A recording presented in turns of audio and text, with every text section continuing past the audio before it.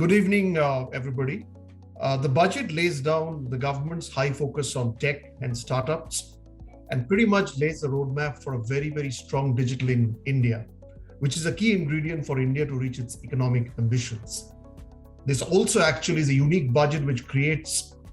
the creation of the digital rupee, the new age currency, which of course also embodies the digital spirit of the government. The budget recognizes the key role that the private equity and the venture capital investor community has been playing to shape the Indian startup ecosystem. And in keeping in mind of this perspective, it has actually set up an expert advisory committee to study the regulations and to enhance the ease of doing business in the startup and the investing community, which in my view is a very, very welcome step.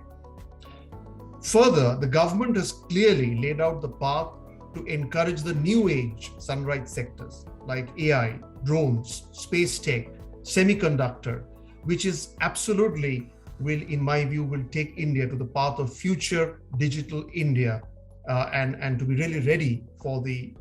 next gen tech. Also, I would say the focus to implement 5G by 23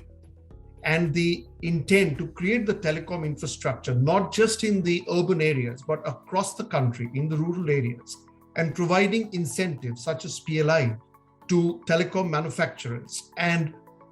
creators of optic fiber cable network is also a very, very solid, strong step in the right direction. And finally, the impetus to the startups by extending the incentive by one more year, as well as capping the surcharge for long-term capital gains, is also a boost for the investor and the startup community. And finally, I think the one miss I would say